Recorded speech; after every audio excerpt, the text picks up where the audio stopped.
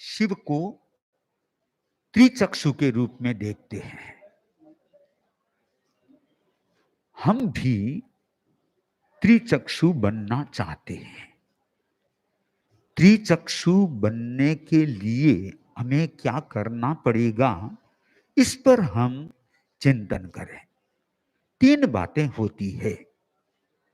आचार्य श्री महाप्रज्ञ जी ने पुरस्कृत्य विचारयामि आत्मानुभूत्या विदधाति साक्षात् त्रिचक्षुरेवं भगवन् भवेयम्, कि भगवान मैं त्रिचक्षु हो जाऊं। कैसे? पहला चक्षु श्रद्धाम पुरस्कृत्य गतिम करोमि, मैं गति करता हूं, चलता हूं। श्रद्धाम पुरस्कृत, मैं श्रद्धा को सामने रखकर व्यक्ति जीवन के बारे में सुनता है। चाहिए धर्म के प्रति श्रद्धा, जीवन के प्रति श्रद्धा, आत्मा के प्रति श्रद्धा। हमने गति की, इसलिए शिवाड़ आ गए। गति नहीं करते तो शिवाड़ आना मुश्किल था। तो आप लोग इस बात में विश्वास करेंगे, वह प्रस्फुटित रहेगा तो हम गति करेंगे और हमारी गति को फिर कोई रोक भी नहीं सकेगा। दूसरी बात है बुद्धिम पुरस्कृत्य विचारयामि, मैं विचार तो करूं पर कोरा विचार नहीं, सामने बुद्धि को रखूं, बुद्धि को सामने रख करके विचार करूं। हमारी बुद्धि कैसी होनी चाहिए? आचार्य प्रवर कई बार फरमाते हैं, शुद्धा ही बुद्धि किल कामधेनु। हमारी बुद्धि है वो कामधेनु है, पर कब है? शुद्ध बुद्धि है तो वह कामधेनु बनती है। यदि बुद्धि में शुद्धता नहीं है तो वह कामधेनु नहीं बन सकती। आचार्य भिक्षु जैन श्वेतांबर तेरापन धर्म संघ के प्रवर्तक हुए, उन्होंने एक दोहा लिखा, बुद्धि तिनारी जानिए जो वे जिन धर्म, अगर बुद्धि किन कामरी जो पड़िया बांधे कर्म। बुद्धि क्या काम की जो पड़े पड़े कर्मों का बंधन करते हैं। हमेशा बुद्धि का, दूसरी हमारी आंख हो गई बुद्धि।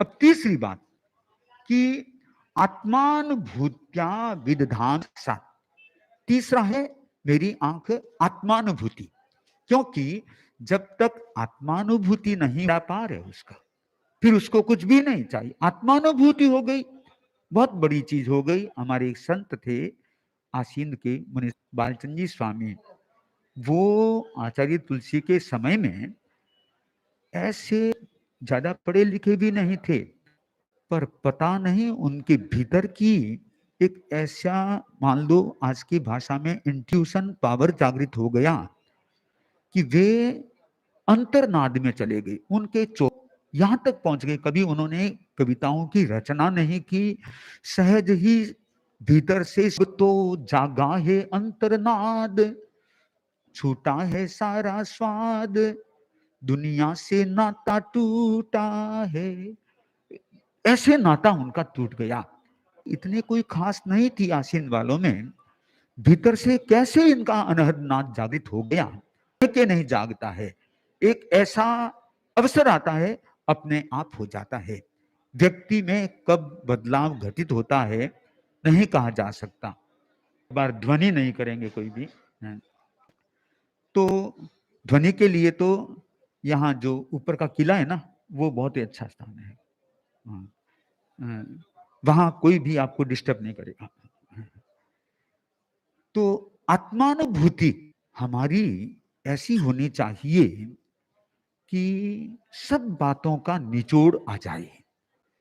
तो अंत में कह दिया, त्रिचक्षुरेवं भगवन् भवेयम्, मैं इन 3 चक्षुओं से हो जाऊं। श्रद्धाम पुरस्कृत्य में हो जाते हैं। जहां श्रद्धा फैल होती है वहां सारा अनर्थ हो जाता है। एक बार का घटना कि देख बेटा, अभी तो तेरे सामने मैं हूं और तेरे कोई कमी नहीं है, एक चीज का ख्याल रखना, मुझे 100 वर्ष पार हो जाएंगे, करेगा तू। इसलिए तुझे एक मंत्र सिखाता हूं, प्रयोग करना तुमको एक देवी विमान लेकर के आएगी, उसमें बिठाएगी और रत्न द्वीप में ले जाएगी, रत्न जितना चाहो उतना। पिता ने उसको वह मंत्र सिखा दिया। और हम जानते हैं दुनिया में जो व्यक्ति जन्म लेता है, मृत्यु भी उसके साथ में जुड़ी हुई है। वो कहा जाता है, हमारे शासन गौरव मुनि श्री मधुकर जी स्वामी हुए, उन्होंने घड़ी के बारे में कह दिया कि समय भागा ही जड़ी, सावनी की जरूरत है बहुत भाई। तो उस पुत्र को सिखा दिया कि देखो मुझे तो 100 वर्ष कभी भी आ सकते हैं, तुम ये मंत्र सीखो, कभी काम आएगा। पुत्र ने वह मंत्र सीख लिया और बाद में पिता का देहावसान हो गया।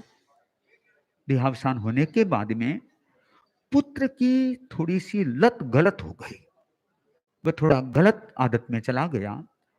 ऐसे करते करते करते करते उसके पास इतनी संपत्ति थी, देखते देखते सारी नष्ट हो गई।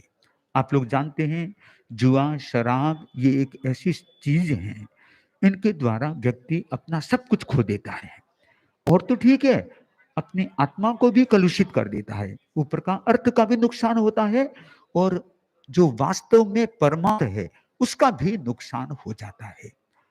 उसने सोचा क्या करूं, एकदम गरीबी आ गई।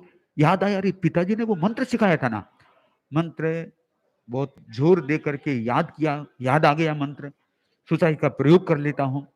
वह गया कुएं के पास में, क्योंकि उसको वहां पास में बैठना पड़ेगा और रस्सी को काटना पड़ेगा, रस्सी पर बैठ करके रस्सी को काटना पड़ेगा। नीचे कुआं है, ऊपर रस्सी बंधी हुई है, उसमें लटक करके तुमको काटना पड़ेगा।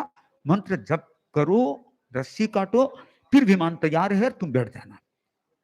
वह गया, वहां पर रस्सी भी बांध दी और वहां पर उसने लटकने की तैयारी की। सोचा मैं लटक तो जाऊंगा, रस्सी भी काट दूंगा, और कहीं देवी आना भूल गई तो कुएं में गिर जाऊंगा, ये उसको संदेह रहता था।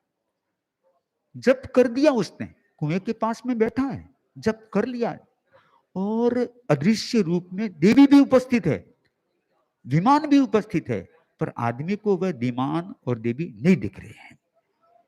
पर उसने सोचा कि पता नहीं देवी आएगी कि नहीं आएगी, ये जो संशय है, क्योंकि कई बार क्या होता है, संशयात्मा विनश्यति, जो संशयशील आत्मा है उसका विनाश हो जाता है। इसलिए श्रद्धा करना सीखना चाहिए, संशय नहीं करना चाहिए। संशय से जितना दूर रहेंगे उतना अपने आप में भरपूर रहेंगे। तो वह वहां पर बैठा है, इतने में क्या होता है, दूसरी घटना घटती है। शहर में एक चोर चोरी करते पकड़ा गया, पकड़ा गया मतलब उसको देख लिया, सिपाही उसके पीछे दौड़े और वह एकदम तेज गति से दौड़ता दौड़ता दौड़ता उस जंगल में आ गया। एक सहसा कोई योग था, कुएं के पास में आया, सोचा कि अब तो चलना मुश्किल है, पीछे पुलिसकर्मी आ रहे हैं, अब क्या करूं। उससे पूछा, भाई क्या कर रहा है तू ये? बोला ये मैंने मिठाएगी। उसने सोचा मुझे तो ऐसे ही मरना है, मैं क्यों नहीं कर लूं। मंत्र जब तो उसको पता नहीं था, रस्सी पर लटका, रस्सी काटी और देवी तो उस चोर को विमान में बिठा करके ले गए। जिसको बैठना था वो तो रह गया और जो चोर था वह उड़ करके चला गया। वह गया रत्न द्वीप में, रत्नों को इकट्ठा किया, और इधर क्या हो गया, पीछे से वो जो पुलिसकर्मी आए, सिपाही, और उसको कहा कि भाई चलो यहां से। बोला क्यों? कि भाई चोरी की है ना। राधा जी बोला मैं चोर नहीं हूं। बोला चोर होकर के चोर नहीं हूं कहता है, कि नहीं चोर तो उड़ गया। बोला ये और गप कि चोर उड़ गया, उड़ता है क्या, फालतू बात करता है। ऐसा करते करते उसने सोचा, रे मैं तो बिना मतलब फंस गया, मैं ही वो प्रयोग कर लेता तो मैं तो उड़ जाता ना, मेरा तो सारा काम हो गया था। पिता की वाणी पर मुझे श्रद्धा करनी चाहिए थी, श्रद्धा तो मैंने की नहीं, उसका परिणाम गलत आया है। अब मुझे थोड़ा सा पश्चाताप भी करना, और तो क्या कर सकता हूं। उसको बिना मन भी चलना पड़ा। वहां सिपाहियों के साथ में वह जा रहा है, राजा के समक्ष उसको उपस्थित किया गया। राजा के सामने कहा, राजन ये रहा चोर, आतंकी चोर, अपने पूरे नगर में आतंक फैला रखा इसने। जो ही राजा ने उसका चेहरा देखा, चेहरा देखे राजा भाग गए, क्योंकि पुराने जमाने में राजा भी एक देखते सामने वाला व्यक्ति कैसा है, उसके आधार पर उसके व्यक्तित्व का अंकन भी कर लेते। कई बार होता है, कई तो राजा उसको पढ़ना जानता था, प्रेस रीडिंग करना जानता था, उसने देख लिया ये चोर तो नहीं लगता है, फिर भी पकड़ा गया है। भाई तुम कौन हो? बोला महाराज मैं एक साहूकार का बेटा हूं। तो फिर चोरी क्यों करते हो? महाराज चोरी बिल्कुल भी नहीं, न तो मैंने चोरी की है, न आज करूंगा, न कल करूंगा। तो फिर पकड़े गए। महाराज असली चोर था वो तो उड़ गया। राजा ने सोचा ये झूठ तो नहीं बोल रहा है, विश्वास हो रहा है मुझे। इतने में क्या होता है, वो जो चोर असली चोर था राजमहल के ऊपर लाया विमान को, ऊपर से उसने आवाज लगाई, राजन मैं नीचे आऊं, मुझे पकड़ लोगे आप? बोला नहीं, तुम अभय दान देता हूं, कुछ भी नहीं करूंगा, तुम नीचे आ जा। वह फिर विमान को देवी को कहता है, नीचे उतरा, और देवी तो फिर विमान लेकर के चली गई, वो आदमी नहीं।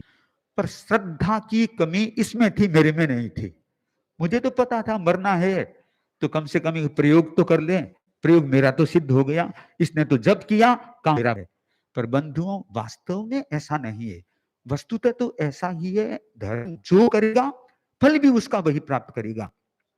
आप लोगों का भी प्रश्न हो सकता है कि जब की साधना तो उसने की कि व्यवहार में हमको ऐसा दिखे कि देखो जब तो उसने किया फल उसको मिल गया। हकीकत इसमें यह है, रियलिटी, जिस व्यक्ति ने धार्मिकता का प्रयोग किया उसके पुण्य कर्म का बंधन हो गया, और वे जब उदय में आते हैं उसका फल देते हैं। तो चोर के भी पुण्य का उदय था, इसलिए वो बच गया, और इसके कोई ऐसा पाप का योग था इसलिए ये फंस गया। ऐसा भी कर्म का सिद्धांत बताता है। हमें कर्म के सिद्धांत को समझना चाहिए। हम कर्मवाद को समझ करके अपने जीवन के बारे में पूरा का पूरा निर्णय दे सकते हैं।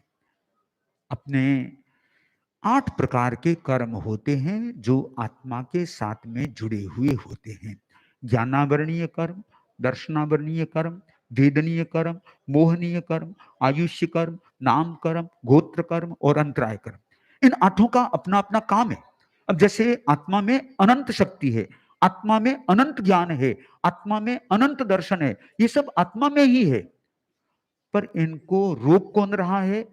हमारी ज्ञान को रोकने वाला कर्म है ज्ञानावरणीय कर्म। वह हमारी कर्म को आवृत कर रहा है। जैसे एक वस्तु पड़ी है, उस पर किसी ने कपड़ा डाल दिया, अब वस्तु दिख नहीं रही है। ऐसा हो जाता है कई बार। आचार्य श्री महाप्रज्ञ जी विराजे हुए थे, उनके पास में कोई एक वस्तु थी। मुनि हितेंद्र कुमार जी को कहा कि वो वस्तु लेके आ जाओ। वो इधर उधर घूम रहे थे, वो वस्तु मिल नहीं रही थी उनको। ऊपर क्या आचार्य जी के कमरे में ही पड़ी थी, ऊपर कपड़ा आया हुआ था। तो पास में दूसरे संत थे, उन्होंने वो कपड़ा हटाया, वो वस्तु मिल गई, आचार्य जी के हाथ में दे दी। इतने में हितेंद्र मुनि घूम घुमा करके आए, आचार्य जी ने देख लिया इनके पास में तो कुछ नहीं है, लेके नहीं आया। आचार्य जी को तो थोड़ा सा मुस्कान भरे चेहरे से फरमाया, ज्ञानावरणीय दर्शनावरणीय, अर्थात ये आवरण ऊपर आया हुआ है ना, इसलिए तुमको पता नहीं चला, वस्तु तो यहीं पड़ी थी। हमारी भी ये स्थिति हो रही है, वस्तु तो अपने पास में ही है, घूम रहे हैं चारों ओर। कस्तूरी के पास में, कस्तूरी किसके पास में है? मृग के पास में है, पर वह कहाँ कहाँ हो रही है? पूरे वन वन में भटक रही है। कितना ही भटको वह वस्तु उसको मिलने वाली नहीं है। इसलिए यह मान के चलो, पानी में मीन पियासी। तो गीत भी बड़ा सुंदर है, पानी में मीन पियासी, पानी में मीन पियासी, मोए सुन सुन आवे हासी, पानी में मीन पियासी। आत्म ज्ञान बिना नर भटके, कोई मथुरा कोई काशी। आत्म ज्ञान बिना नर भटके, कोई मथुरा कोई काशी। कस्तूरी मृगनाभि माही, कस्तूरी मृगनाभि माही। वन वन फिरत उदासी, पानी में मीन पी। जाको ध्यान धरत विधि हरिहर, मुनिवर सहस्र 88। सो तेरे घट माही बिराजे, सो तेरे घट माही बिराजे। अजर अमर अविनाशी, पानी में मीन पियासी। जल बीच कमल, कमल बीच कलिया, त्या पर भ्रमर लुभासी। जल बीच कमल, कमल बीच कलिया, जा पर भ्रमर लुभासी। विषयन वश त्रिहु लोक भयो है, जति सती सन्यासी। पानी में मीन पियासी। भीतर को कोई देखत नाही, बाहर ढूंढण जासी। भीतर को कोई देखत नाही, बाहर ढूंढण जासी। कबीरा ताको मिले न कछहुन, कबीरा ताको मिले न कछुन। हाथ मसल पछतासी, पानी में मीन पियासी। मोए सुन सुन आवे हासी, पानी में मीन पियासी। तो ये कस्तूरी जैसे बाहर खोजती है मृग, पर कस्तूरी बाहर कहाँ है? उसके भीतर ही। वैसे ही हमारे भीतर ही ज्ञान है, शक्ति है, दर्शन है। हम बाहर ढूंढ रहे हैं, वो मिलेगा नहीं। तो हमें क्या करना पड़ेगा? हमें हमारी चेतना को जागृत करना पड़ेगा, ज्ञानावरणीय कर्म को हटाना पड़ेगा, तभी वो मूल चीज हमारे सामने आ सकती है। हमारी एक शक्ति है, वो अनंत शक्ति भी हमारे भीतर है। अंतराय कर्म नाम का एक कर्म है, वो जो हमारी शक्ति को ढके हुए, उजागर नहीं होने देता। एक व्यक्ति मेरे पास में आया, बोला कि मेरा भाई जब भी पढ़ने बैठता तो मेरे को थोड़ा सा लगता कि ये तो पढ़ रहा है, मैं पढ़ भी नहीं पा रहा हूं, तत्काल में लाइट बंद कर देता ताकि ये पढ़ नहीं पाए। मैं भी नहीं पढ़ पा रहा हूं, ये भी नहीं पढ़ पाए। ऐसे करते करते उसके अंतराय कर्म का बंधन ऐसे हो गया कि वो अंतराय दी हुई है वापिस उदय में आती है और वह व्यक्ति कुछ कर नहीं पाता है। ऐसा होता है। आज कोई व्यवसाय चालू करता है, कोई व्यक्ति कहता है कि मैंने तो इतना श्रम किया है, फिर भी दुकान चल नहीं रही है।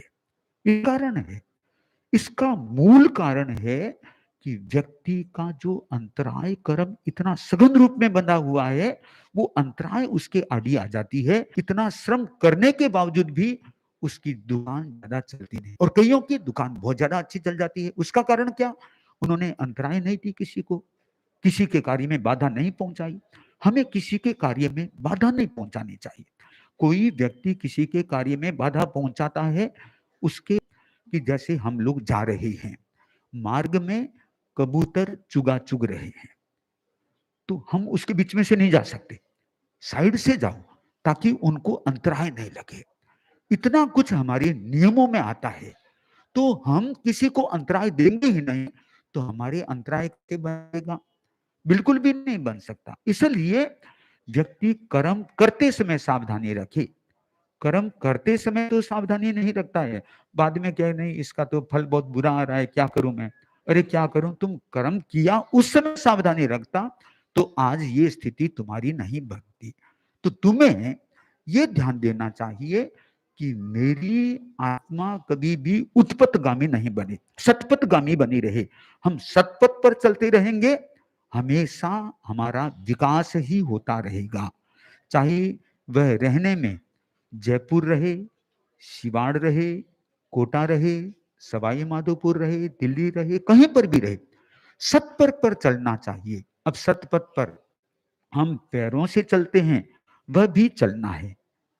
और हम जीवन में सतपथ पर चलें, अर्थात कोई भी काम करें, पापकारी काम से बचते रहें। हम पापकारी काम से बचते रहेंगे, इसका मतलब हम सतपथ पर चल रहे हैं, कोई गलत रास्ता नहीं ले रहे हैं। जब गलत रास्ता लेंगे ही नहीं, किसी को तकलीफ नहीं देंगे, हमको क्यों कोई तकलीफ देगा?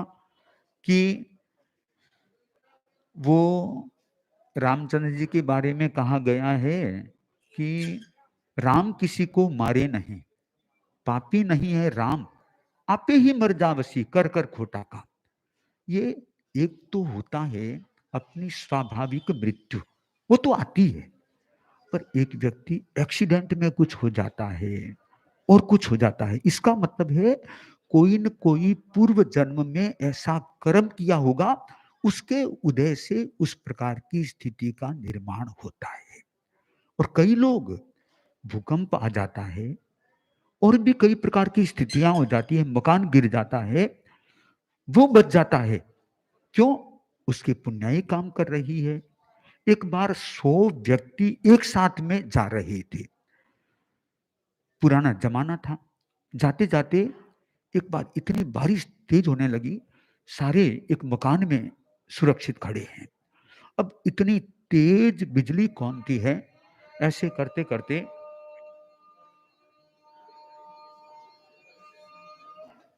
तो इस प्रकार करते करते सोचा कि कोई न कोई अपने में पापी व्यक्ति है, उसके कारण ये बिजली पड़ने की कोशिश कर रही है। तो सोचा कि क्या करें? एक नियम बना दिया, सामने जो वृक्ष है उस वृक्ष के हाथ लगा करके वही आएगा, वो तो ठीक है, ये सबको करना पड़ेगा। एक एक करके सभी गए, 99 व्यक्ति जाके आ गए। 100वें व्यक्ति का नंबर है, वो बोला कि मुझे ऐसे ही बारिश से डर लगता है, मत। बोला नहीं, ये बिजली कड़क रही है, कोई न कोई पापी है, तू ही पापी है, जा यहाँ से। धक्का दे करके उसको निकाला, वह वृक्ष के पास पहुंचा, पीछे से मकान गिरा, 99 के 99 एक साथ में नष्ट हो गए। एक व्यक्ति का पुण्य था, वो बच गया और उसको धक्का देके निकाला, सारे मर गए। ये निकाचित कर्म होते हैं, सामुदायिक कर्म होते हैं। हमें सामुदायिक कर्म से बचना चाहिए। 5 व्यक्ति, 7 व्यक्ति, 100 व्यक्ति एक साथ मिल करके ऐसा घनिष्ठ कार्य करते हैं, वो कर्म वापिस उसके उदय में आ जाता है। इसलिए हमें कर्मवाद को समझना चाहिए। हम कर्मवाद को समझ करके धर्म का आचरण करके कर्म से मुक्त बन सकते हैं। अब आचार्य प्रवर भी हमारे बीच में पधारेंगे, उनकी मंगल देशना भी हम सुन सकेंगे। हरे हरे ओम हरे।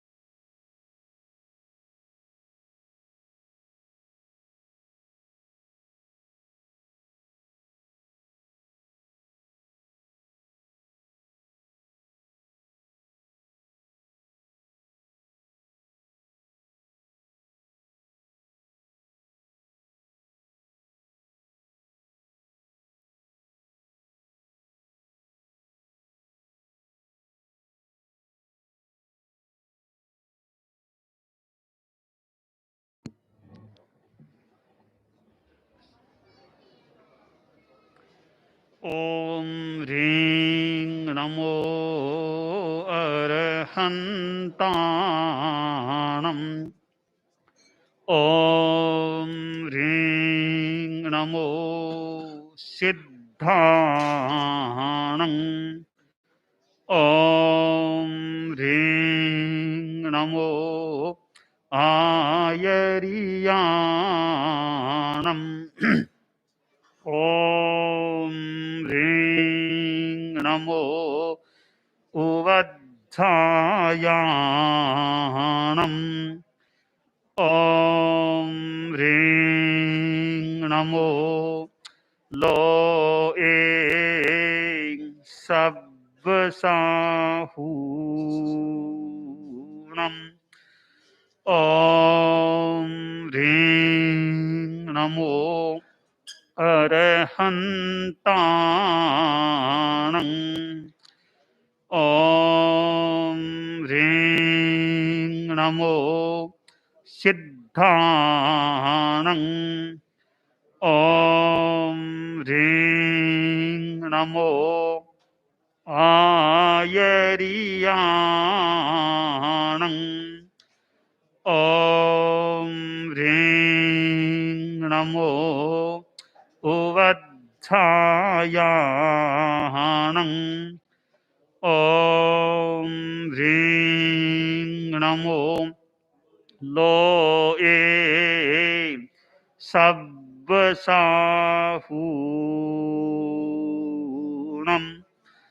ॐ ह्रीं नमो अरहन्ताणम् ॐ ह्रीं नमो सिद्धाणम् ॐ ह्रीं नमो आयर्याणम् ॐ ह्रीं नमो उवत्थायाणम् ॐ ह्रीं नमो लोए सब्बसाहूणम् एषो पञ्चनमोक्कारो सव्वपावपनाशनो मङ्गलानं च सव्वेशिं पठमं हवै मङ्गलम् पठमं हवै मङ्गलम्। तीर्थंकर प्रभु महावीर को नमन। तीर्थंकर के प्रतिनिधि अहिंसा यात्रा के प्रणेता परम पूज्य आचार्य श्री महाश्रमण जी के श्री चरणों में वंदना। बंधुओं एवं बहनों, आज पूज्य प्रवर का अहिंसा यात्रा के साथ में शिवाड़ पादार्पण हुआ। शिवाड़ ज्योतिर्लिंग में एक ज्योतिर्लिंग है और पूज्य प्रवर यहाँ पर घुश्मेश्वर ट्रस्ट के द्वारा जो निर्मित ये स्थान है वहां पर प्रवास करा रहे हैं, जनता को सन्मार्ग दिखा रहे हैं। सब लोग पूज्य प्रवर की अमृत देशना सुन करके अपने जीवन को अध्यात्म के साथ में जोड़ने का प्रयास करेंगे, क्योंकि यह शिव का स्थान है। आचार्य प्रवर कई बार फरमाते हैं कि 60 घड़ी होती है, 58 घड़ी जीव की, 2 घड़ी शिव की। ये 2 घड़ी भी यदि हम अध्यात्म के लिए लगा लें तो भी हमारा भीतर का शिव जागृत हो सकता है। तो हम सभी परम पूज्य गुरुदेव की अमृत देशना को सुनेंगे। निवेदन पूज्य प्रवर। महावीर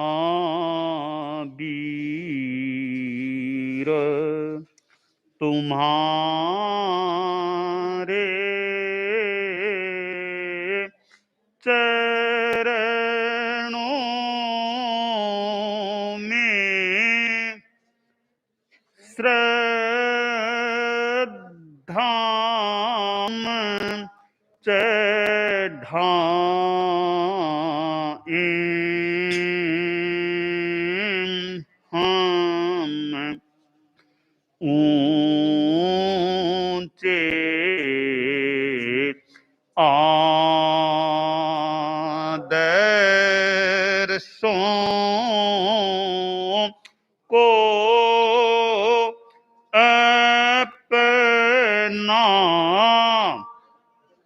जीवन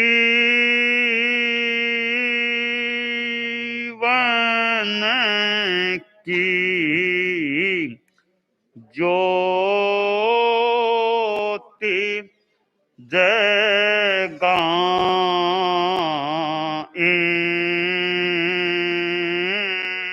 हम महावीर तुम्हारे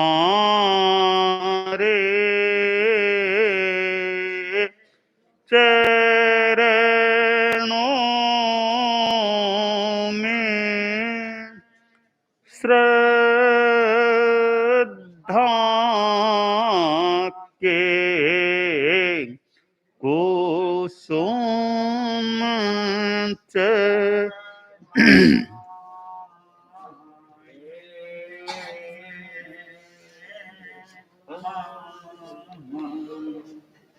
पन्नगे च सुरेंद्रे च कौशिके पाद संस्पृशि निर्विशेष मनस्काय श्री वीर स्वामिने नमः।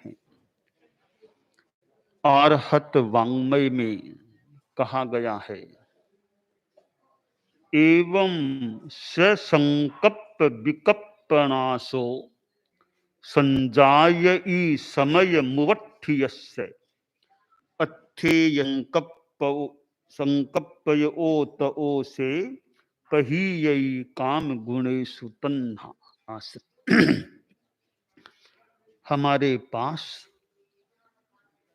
प्रवृत्ति के 3 साधन हैं, शरीर है, वाणी है और मन है। चेतना को हम एक मुखिया मान लें, आत्मा को, चेतना को राजा मान लें, मुखिया मान लें। उसके 3 ये कर्मचारी हैं। शरीर के द्वारा आदमी चलता है, फिरता है, खाता है, बहुत काम करता है, हाथों से कितना काम करता है, शरीर के अवयवों से कार्य करता है। तो शरीर भी एक कर्म कर हो गया। वाणी के द्वारा आदमी बोलता है, बोल करके कितनों को ज्ञान दिया जा सकता है, कितनों को दिशा निर्देश दिया जा सकता है, अपने विचारों को वाणी के माध्यम से प्रस्तुत किया जा सकता है। वाणी भी एक प्रवृत्ति का साधन है। वाणी से आदमी भजन भी कर सकता है। तो वाणी एक साधन है विचार के आदान प्रदान का और अपने भावों की प्रस्तुति का। तीसरा साधन है या कर्म कर है मन। मन के द्वारा आदमी सोचता है, कल्पना करता है, अतीत की स्मृति कर लेता है। मन थोड़ा एक गुप्त रहने वाला कर्म कर है। शरीर तो सामने दिखाई देता, आदमी क्या करता है दिखाई दे सामने आ जाता है। वाणी से भी क्या बोलता है सामने आ जाता है। ये 2 तो हमारे काफी प्रत्यक्ष हो जाते हैं, परंतु मन थोड़ा परोक्ष रहता है। अब किसके मन में क्या विचार आ रहा है, यह जानना हर किसी के बस की बात नहीं है।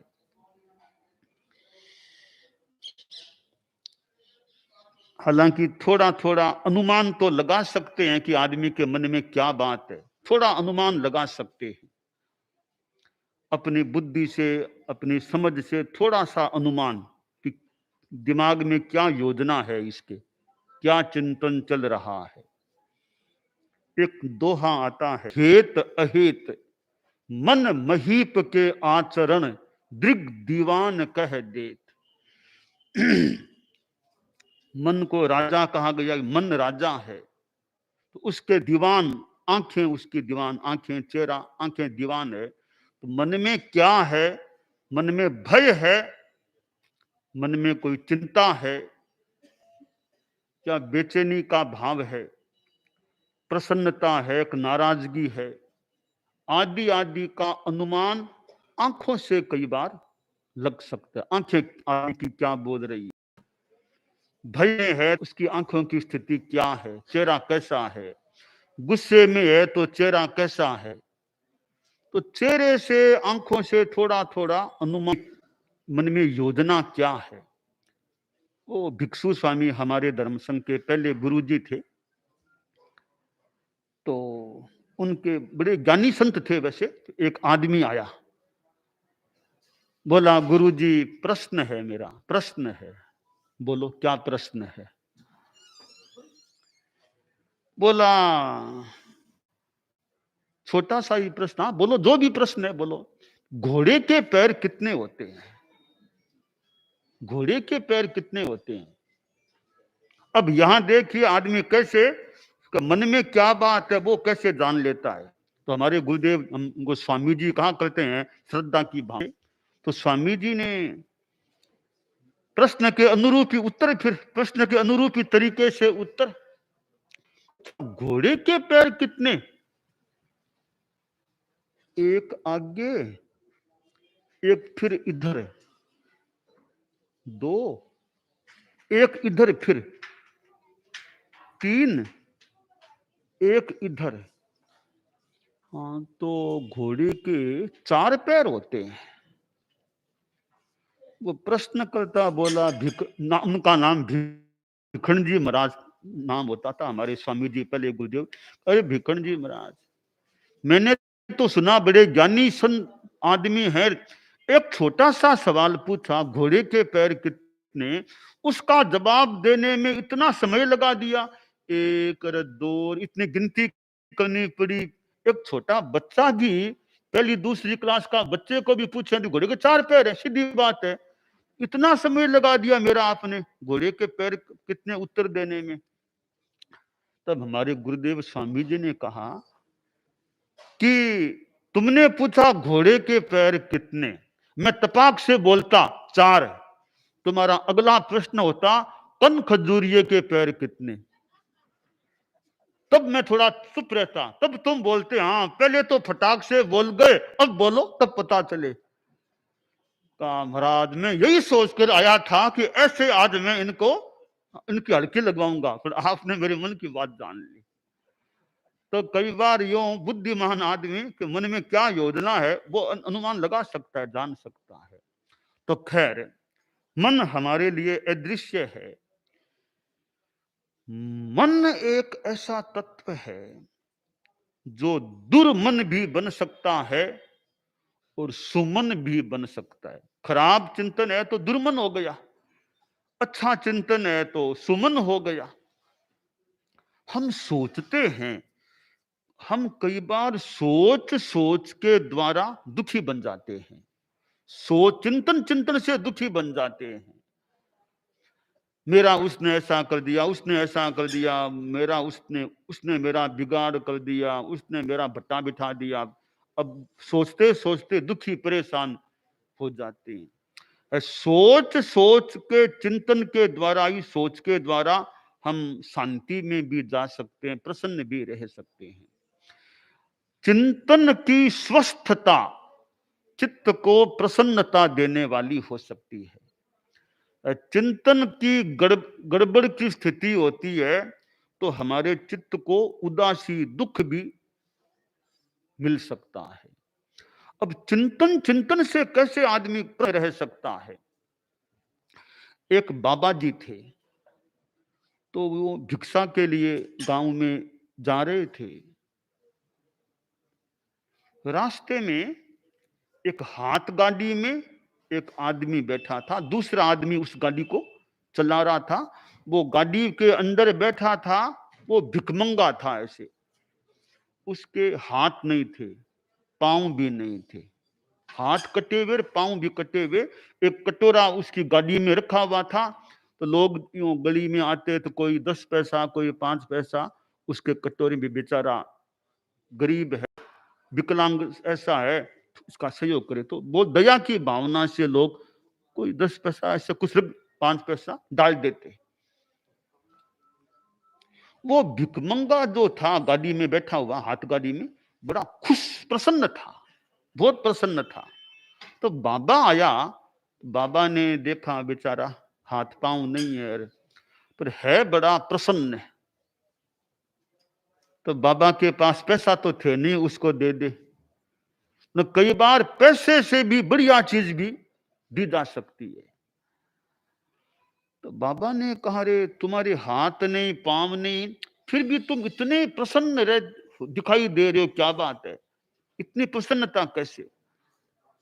वरना आदमी दुखी बन जाए, रे हाथ नहीं है पांव नहीं है, कैसा जीवन है, दुखी रोने लग जाए, दुखी हो जाए। तुम हो।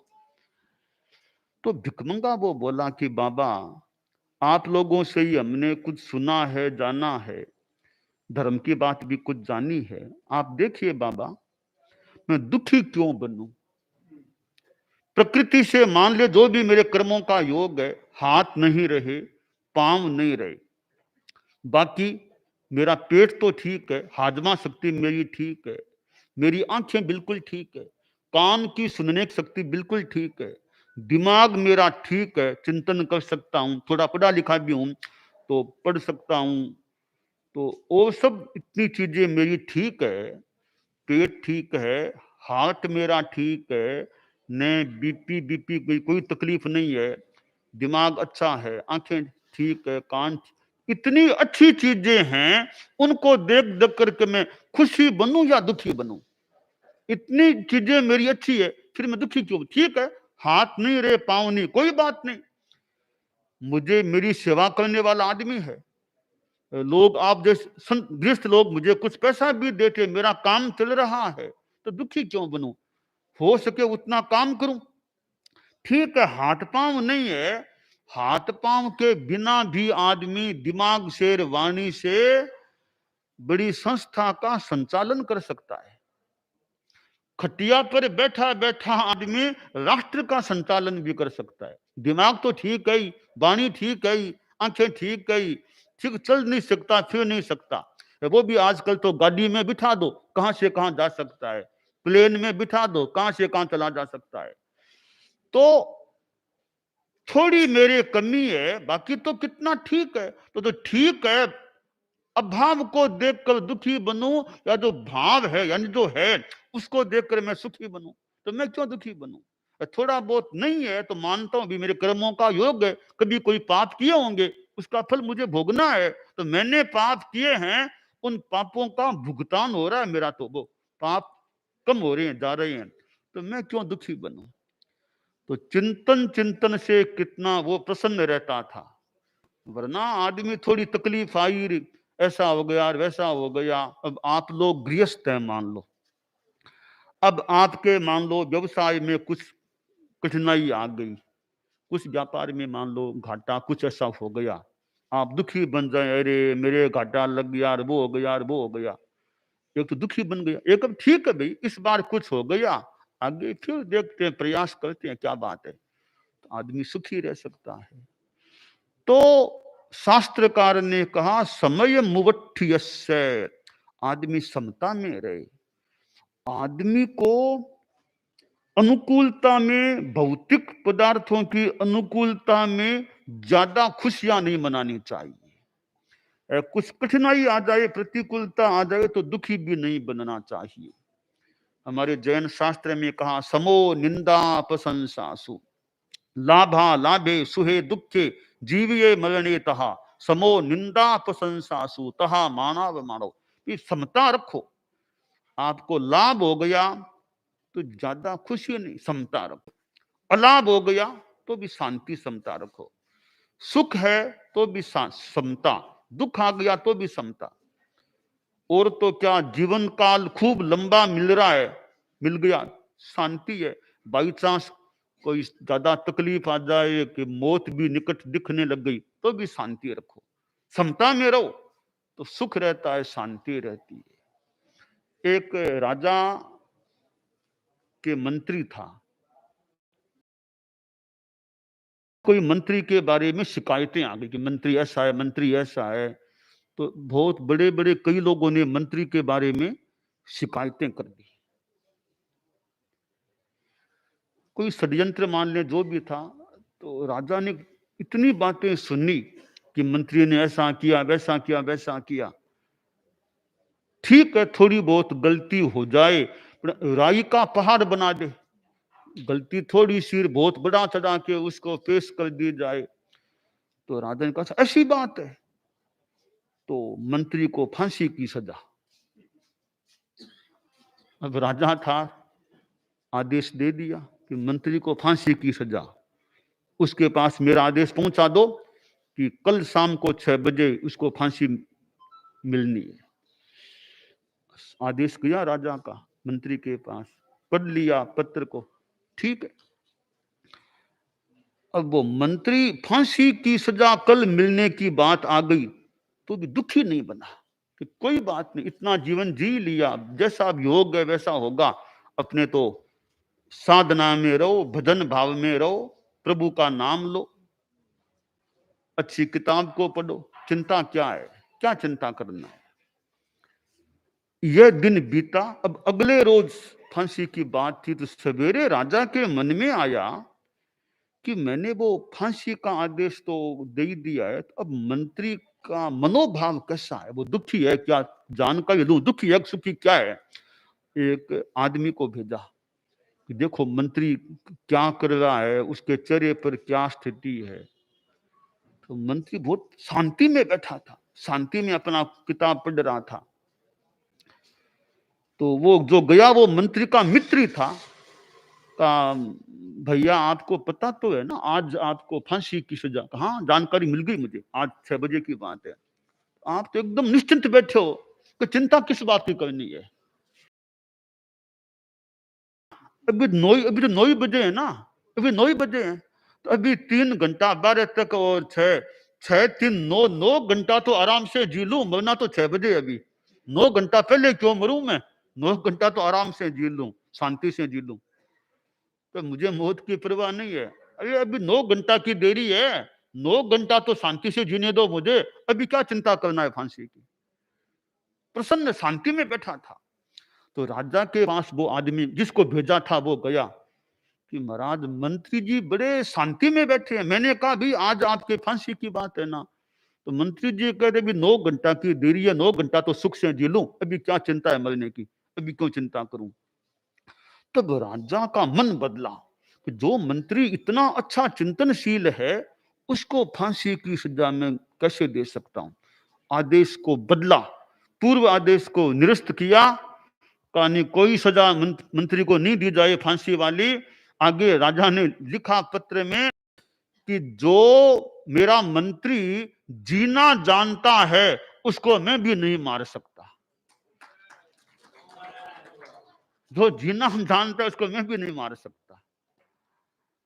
चिंतन चिंतन से आदमी सुखी, वरना आदमी दुखी बन जाए, मुझे फांसी फांसी फांसी, कितना दुखी बन जाए। तो चिंतन बढ़िया है, तो फांसी की बात आ गई तो भी शांति में रह गया।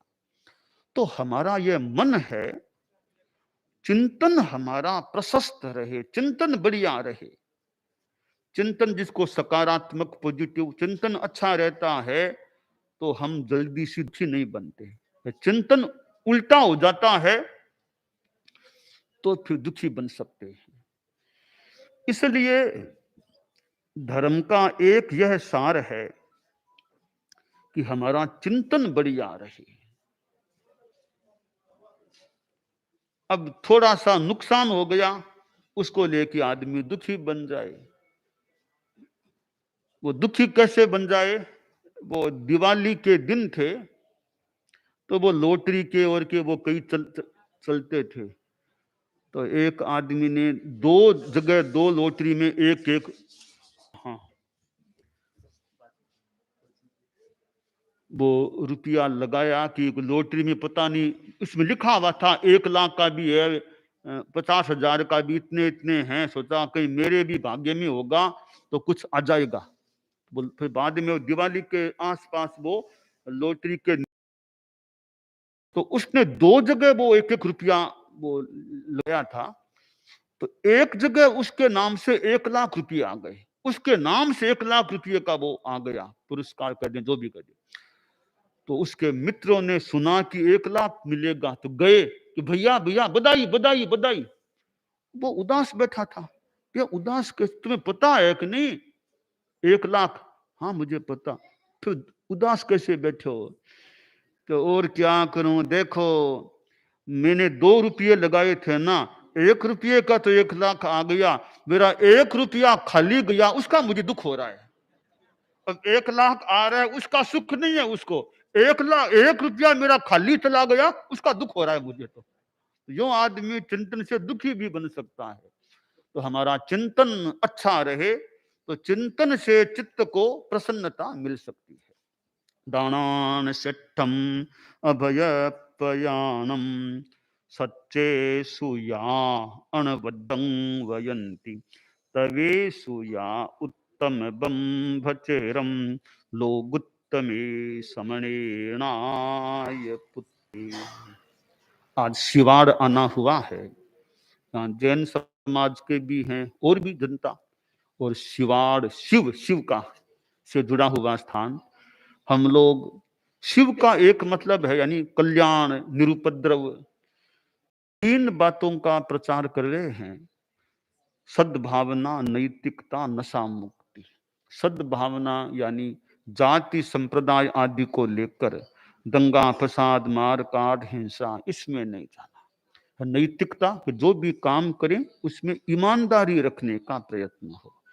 तीसरी बात है नशा मुक्ति, शराब सिगरेट बीड़ी खैनी गुटखा आदि नशीले पदार्थों का सेवन नहीं करना। तो इनके 3 संकल्प हैं जो शिवाड़ के लोग है ना, शिवाड़ के खास उनको थोड़ा विशेषतया बता रहे हैं। पहला संकल्प है सद्भाव पूर्ण व्यवहार करने का प्रयत्न करूंगा। दूसरा संकल्प है मैं यथासंभव ईमानदारी का पालन करूंगा। तीसरा संकल्प है मैं नशा मुक्त जीवन जीऊंगा।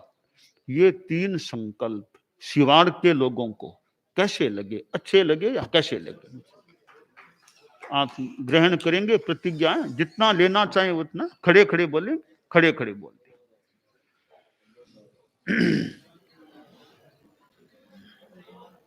हाँ लेना। बोलिए मैं सद्भाव पूर्ण व्यवहार करने का प्रयत्न करूंगा। मैं यथासंभव ईमान पालन करूंगा। तीसरे में नशा मुक्ति की बात है तो शराब कभी भी नहीं पीना, जिंदगी में शराब नहीं पीना यह पक्का मत। तो बोलिए मैं जिंदगी में कभी भी शराब नहीं पीऊंगा। और जो बीड़ी सिगरेट गुटखा जर्दा इनसे जितना संभव हो सके उतना बचने का प्रयास। ठीक है, अन्य नशीले पदार्थों से जितना संभव होगा बचने का प्रयास करेंगे। ठीक है, 3 बातें हो गई, सद्भावना नैतिकता नशा मुक्ति, इन संकल्पों को पालने का प्रयास।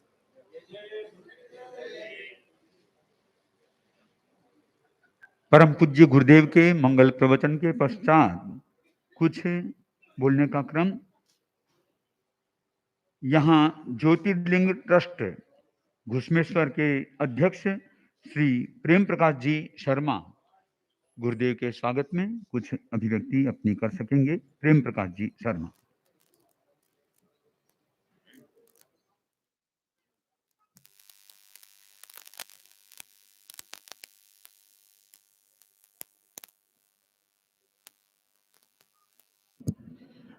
आज शिवाड़ नगरी का कोई ऐसा पुण्य उदय हुआ है कि आचार्य तुलसी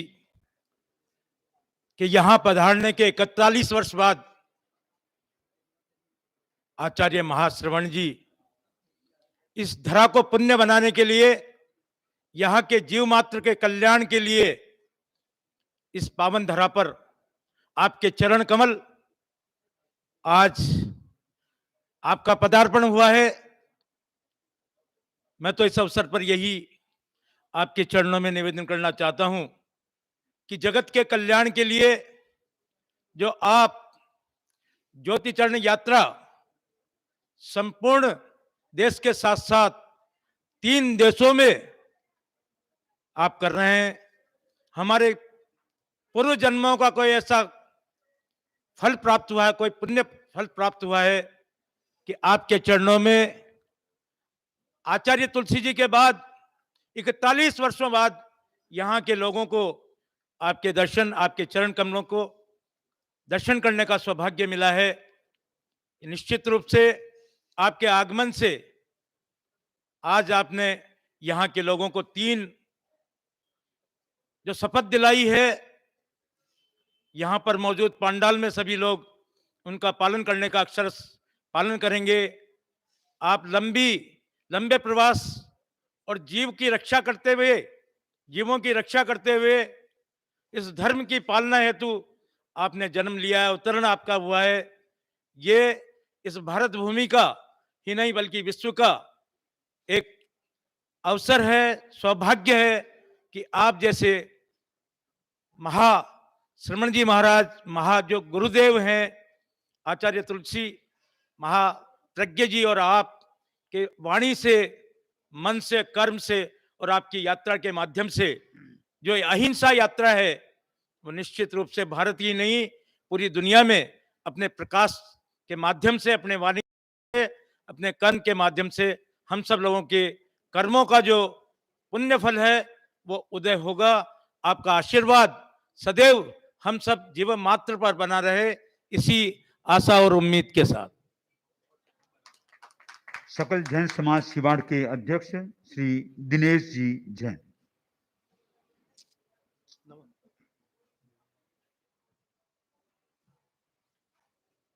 अहिंसा यात्रा प्रणेता परम पूज्य आचार्य श्री महाश्रवण जी 16,000 किलोमीटर की यात्रा करते हुए हमारे सिवाड़ गांव में पधारे। हम सभी सिवाड़ जन, सभी जैन समाज, सर्व समाज, दूसरा समाज अधिभूत है।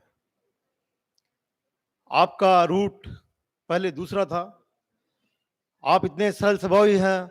हमने आपसे निवेदन किया कि महाराज आचार्य श्री आप बाजार में होके हम सभी को लाभ देवें। आपने 1 मिनट में ये हमारा आग्रह स्वीकार कर लिया। हम सभी आपके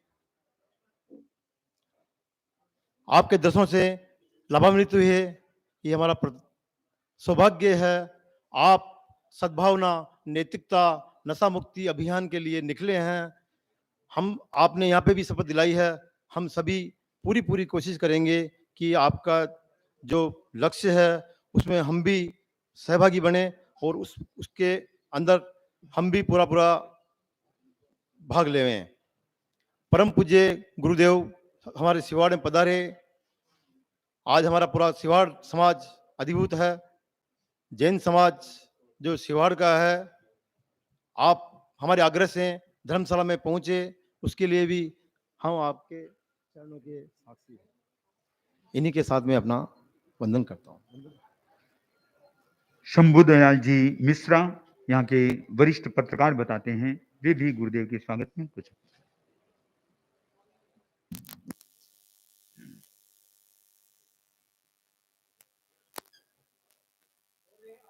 श्री गुरुदेव जी महाराज की, परम पूज्य आचार्य श्री और साथ में पधारे हुए सभी मुनि संघ और श्रद्धालु जन, सभी के चरणों में सत नमन, वंदन, अभिनंदन।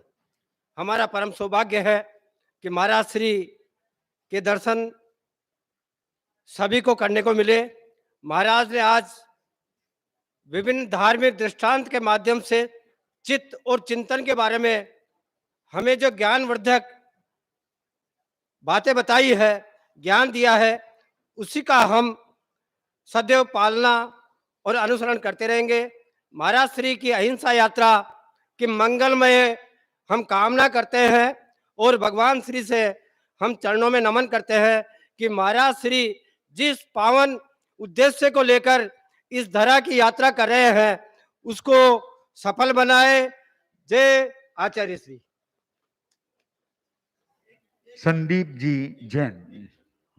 हाँ, परम पूज्य महाराज जी से मैं आशीर्वाद लेना चाहूंगा कि मैं पता नहीं ऐसी क्या बात है, जितना सोचता हूँ मन में जो जो मेरे ज्ञान आता है अंदर से, वो जब मैं माइक पे बोलता हूँ तो पूरा पूरा पता नहीं कहाँ चला जाता है।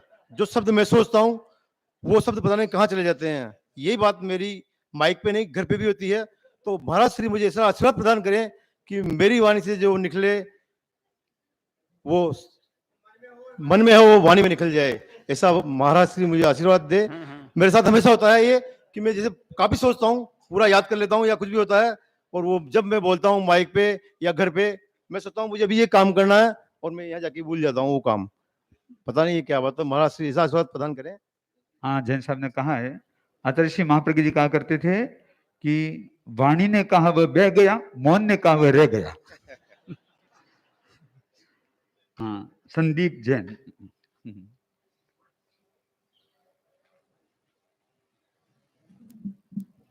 जय बोलो परम पूज्य आचार्य महाश्रवण जी महाराज की।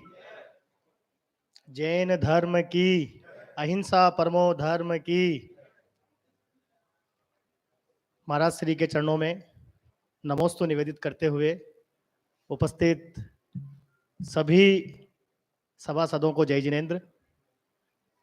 ये हम सभी का परम सौभाग्य है कि आज जैन श्वेतांबर तेरह पंथ के महानायक महामुनिराज महाश्रवण जी का सिवाड़ नगरी में पदार्पण हुआ है। जैसा कि कहा जाता है, संत जिस मार्ग से होकर निकलते हैं वो धरा पुण्य हो जाती है, और उस धरा के आसपास जितने परमाणु होते हैं वो सभी परमाणु और उस धरा पर निवास करने वाले सभी लोग, ऐसा ही हम सभी को मन से आभास हो रहा है कि महाश्रवण जी का सिवाड़ नगर में जो आगमन हुआ है, निश्चित रूप से जिस यात्रा के उद्देश्य को लेकर आचार्य श्री पूरे भारतवर्ष में भ्रमण कर रहे हैं, उस उद्देश्य को हम सभी मिलकर के पूरा करने का प्रयास करेंगे। और जो संदेश, जो मंत्र आज महाराज श्री ने हम सभी को दिया है, हम महाराज श्री के चरणों में नमोस्तु निवेदित करते हुए पुनः आग्रह करते हैं कि हम सभी उन नियमों का पालन करेंगे। जय जय महाश्रवण। दुर्गा शंकर जी पारीख, हाँ, वे भी ट्रस्टी है यहाँ के। तो गुरुदेव के स्वागत में।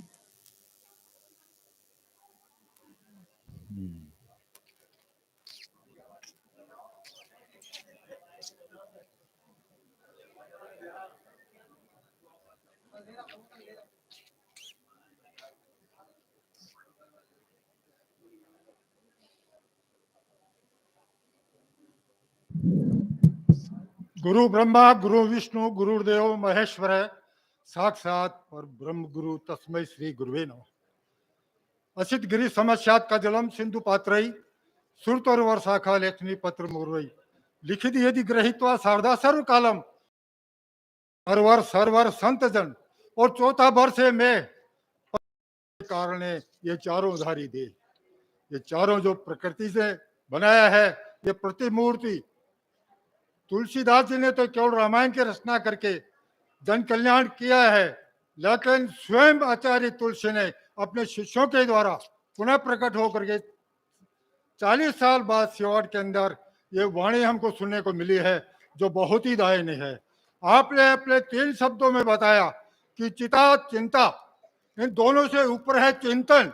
जो चिंतन करता है तो चिता और चिता का असर उसके ऊपर नहीं रहता है। मैं इन्हीं 2 शब्दों के साथ अपना स्थान ग्रहण करता हूं और नमस्कार करता हूं। हाँ, कह रहे थे लंबा बोलते हैं, लंबा नहीं अच्छा बोलते हैं ये तो। अब हाँ, अब हम सभी पूज्य प्रवर से सुनेंगे मंगल पाठ।